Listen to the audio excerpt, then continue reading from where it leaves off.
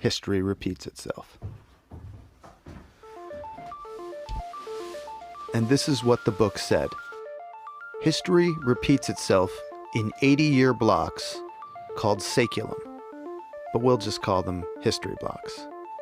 Not exactly 80 years. This is history, not math, but roughly the span of a human lifetime, maybe 80 to 90 years. Within these 80-year history blocks, we have 4 turnings of around 20 years each. We usually call them generations. This book calls them turnings. Turnings are sort of like seasons, like spring, summer, fall, winter. Throughout our history, we've had these 80-year blocks, and the 80-year blocks have been remarkably similar to each other. We're in one now. The first turning, the first season, is a high, an upbeat era. The second turning is an awakening, a passionate era. The third turning is an unraveling, a downcast era. And the fourth turning, well, sorry, but fourth turnings suck. The fourth turning is a crisis, an era of upheaval. We're in a fourth turning right now. So let's take a look at our saeculum, our history block. The history block that we're in the crisis of right now. Our high began after our World War II victory.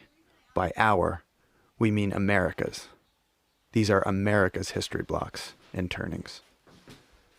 During a high, the getting is good. We had the most even distribution of wealth during our high. You could work at a gas station and afford to buy a house. This high is the period that the MAGA hats refer to. We got Hank Williams and Elvis and Little Richard and the birth of rock and roll. We launched monkeys and men into space. This is when the Mustangs and Corvettes first came out. Our high ended with the assassination of John F. Kennedy on November 22nd, 1963. The high is not a high for everyone, of course. America still had a segregated South. Homosexuality was illegal and considered a mental disorder. The high is a period of conformity. The age of nonconformity and of social justice begins during the Awakening, our passionate era. During the Awakening, we had Martin Luther King and the Civil Rights Movement, acid, Vietnam protests and Vietnam itself, the women's liberation movement, Stonewall and the gay rights movement, great movies, great music. This is when the first Macintosh computer came out. The Awakening is a time of increasing individualism. This second turning, this awakening, ended with the re-election of Ronald Reagan in 1984. Things get messy during the third turning, during the unraveling. We got the fall of Soviet communism and the beginning of the Russian gangster state. The greatest musicians of the time sang about violence and decay in their deteriorating cities. The LA riots, OJ, the bombing of Bosnia, and the Columbine high school shootings on the same day. September 11th, the wars in Afghanistan and Iraq. Our unraveling ended with the financial crisis of 2008. A fascinating fact about this book is that it was written during the last third turning, published in 1997. But the book predicts now, what's happening now in this fourth turning. And what's happening now is right on schedule.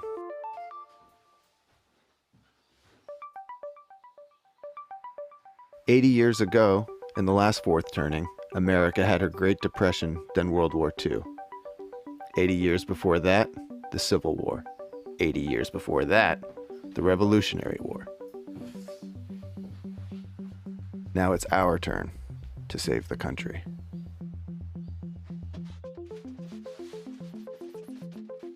So where do you fit into all this?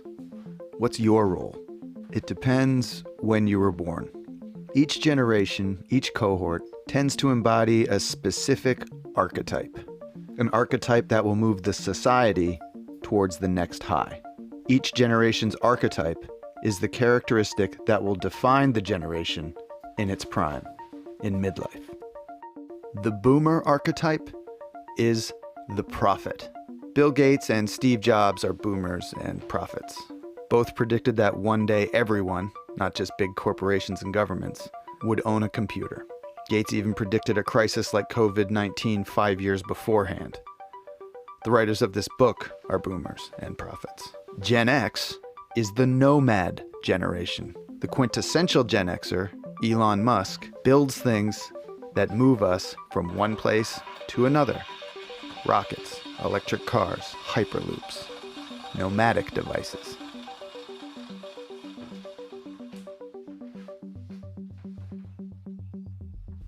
But the millennials, raised during the unraveling, will emerge as the hero generation during this crisis. These are the Parkland High students, the frontline hospital workers, and Malala Yousafzai.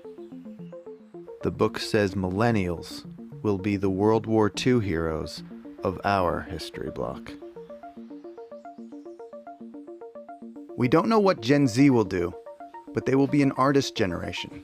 From them will emerge the next Bill Withers, Toni Morrison, or Bob Dylan, all born during the last crisis, all from an artist generation. The history block before ours ended with World War II and began with the Civil War, 80 years prior.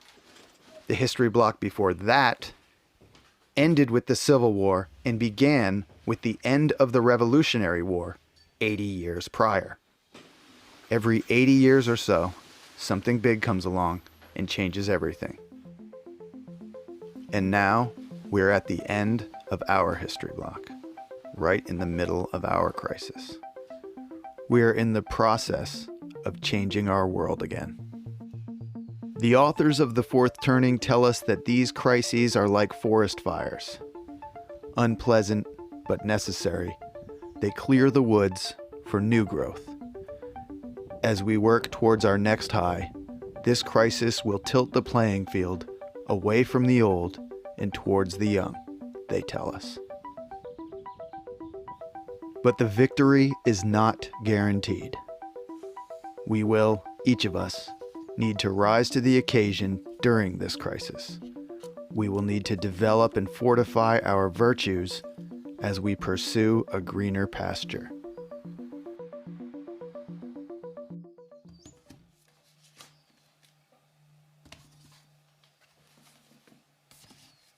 Our Western society was built to foster the potential of each individual within it. The aggregate effort of individuals keeps it going. The spirited man wonders, what is his role? What verse must he contribute to help extinguish the crisis? This spirited man is told that his cohort, Gen X, is the repair generation, the one stuck with fixing the messes and cleaning up the debris left by others. Cleaning, fixing, repair. This particular spirited man, from the last pre-digital generation, the last of the analogs, just happens to have a particular knack for repair and for fixing. Perhaps his nomad generation is tasked with ferrying his society from one saculum, from one history block, to another. But where does he start? Well, the zip line at the community center playground has been broken for over a year. And this particular spirited man happens to have the tools to fix it.